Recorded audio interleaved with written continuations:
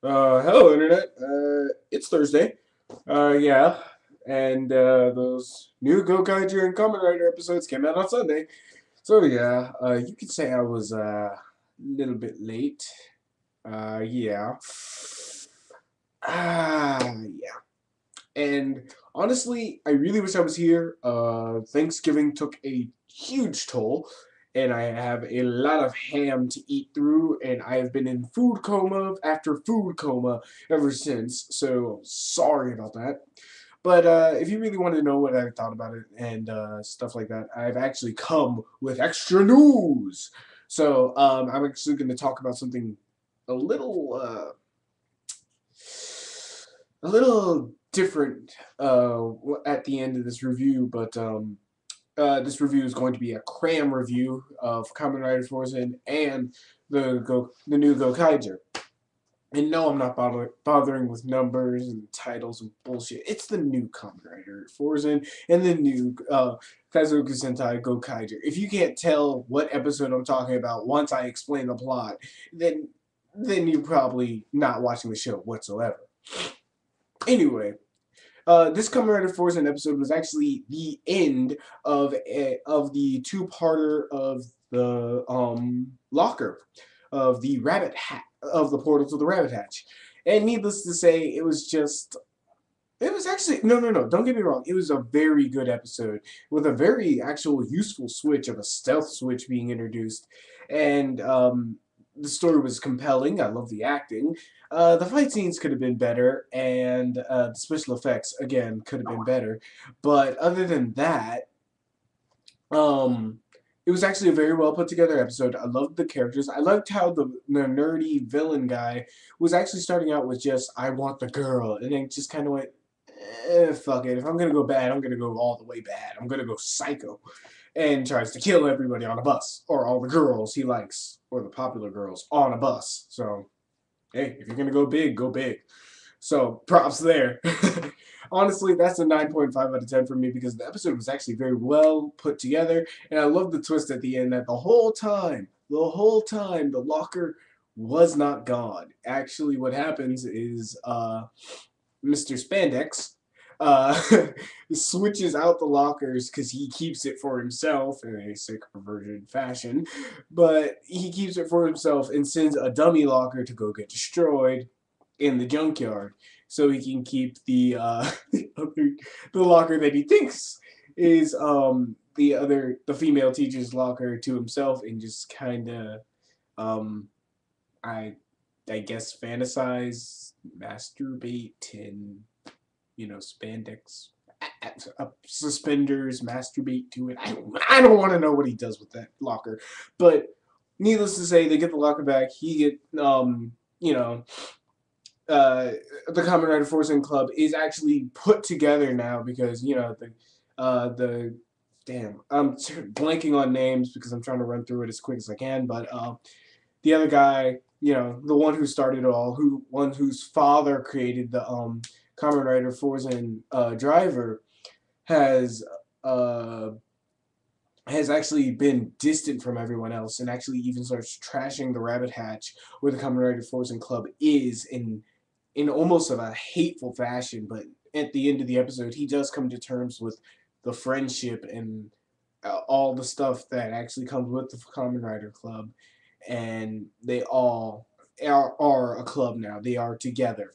They at first it was just gathering people. Now they truly are together after this huge event, which I love, and that's why this episode gets a 9.5 out of 10. It's almost a perfect episode if it weren't for a few things, but then again, those complaints can be taken away and given a 10 out of 10. So don't leave me to kind of like that one can waver on me. So it's just my personal opinion. Now, Kazoku Sentai Gokaiger. Now, this episode is a freaking 10 out of 10.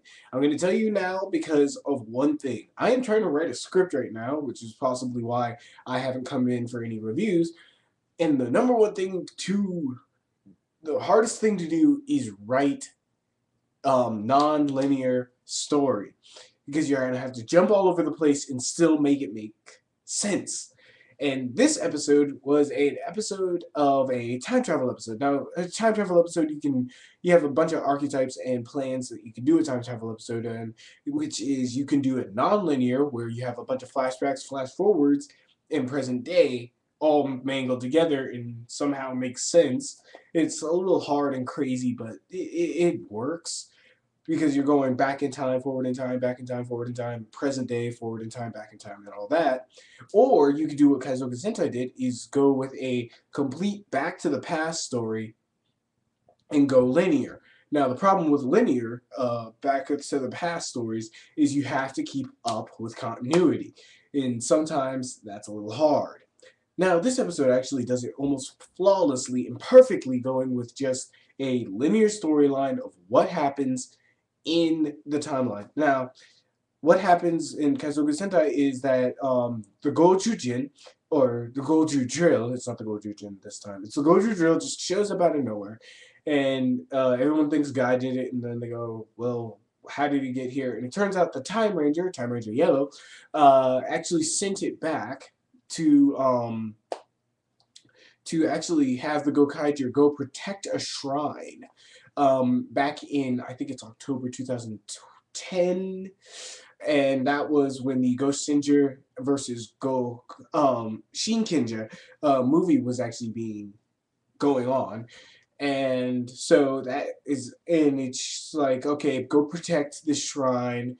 And they follow some of the Shinkinger henchmen who were attacking the shrine and then jumped over and ran away to the Shinkinger versus Gossenger fight, where you get the appearance of the first appearance of the Gokaiger in the movies, which actually makes sense, unlike most of the times in other tokusatsu owned by Toei. Usually it's a normal thing for tokusatsu fans to just kind of go, they showed up in the verses. It doesn't matter to us. Why? Because, well, I mean, watch Kamen Rider W A to Z, and Kamen Rider O's comes out of hell nowhere. He doesn't. It's before the first episode, and he doesn't even get the coins, but he just comes out of fuck nowhere and goes, "Oh hey, guess what? I'm the new Kamen Rider." Henshin. That's it. Usually, it's just like they show up, they do their thing, and then they go away, and it's just to go. That's what the next season's gonna be like. I think even Kamen Rider Fourze did it in the O's movie, where he just kind of crashes down, does something, and then gets out of there. But anyway, I'm actually happy to see that somebody actually is explaining why hell actually something as complicated and as powerful as Gokaiger, where they had to actually get the powers and get the Ranger keys before any of these guys went away, before the Legendary War. And how the hell did they have their powers if the Legendary War had not happened yet? And I actually like how it explained that. This episode was actually a very sad episode because he actually has a little child in there, and I'm like, oh great, a kid in a Super Sentai. Which is pretty annoying to me because it's like a kid in the Power Rangers. You're kind of like, whatever, get this over with. And it turns out the kid would have been killed if it weren't for the Gokaiger protecting the shrine. They beat up like a canon villain who's actually kind of badass and kind of silly at the same time. You get a good waiver of the two. And of course, they defeat him. And because, of course, they go back in time and they use the Goju drill, they don't have the Gokai Galleon, so Guy gets to do all the robot fighting, and, he kicks ass. And he even does a badass, like, because, Guy, he's, like, always into the Time Ranger. And they even do, like, a little Time Ranger tribute to the first episode where, like, when they get shot at, they use their time manipulation to, like, slow motion matrix out of the way, while, like, Guy is like, what is going, he gets shot. And it's like, they did that both in Time Force for Power Rangers, and I don't know if they did it for Time Ranger, but I know they did it for Time Force and Power Rangers. So that was a good allude to it, and I actually did enjoy that. But Guy, does this badass time up, and he's just like, I was like, ooh, Guy, buy me dinner first before you swoon me. Um, but other than that, at the end of the episode, they do send the Yellow Ranger, Yellow Time Ranger back a message and a picture showing that, yeah, we protected the shrine. And it turns out the little boy was actually the Time Ranger's father. And he had died at the shrine. So they actually protected his father from dying. So, that was actually a very touching moment. And there's a mysterious moment at the end of the episode where they look inside the shrine and there's a jar. And most people have speculated that is the Kyaku Ranger jar where they trapped the Ninja Man, or Ninjaro, if you remember it from, I think, Power Rangers season 2, season 3, Mighty Morphin Power Rangers season 2 or 3, where they get the ninja powers, and it's this character named Ninjaro. In the Kaku Rangers, he was the 6th Ranger known as Ninja Man. And he's actually been trapped in there, and somebody said, I think it's like some of the rumors say that he was never in the Great War, and he was never actually in the giant mech battle, so he never died or never got hurt, and he was actually trapped in the jar and put in the shrine for safekeeping. So preventing that shrine from being destroyed actually saves them an ultimate power for them to go get later.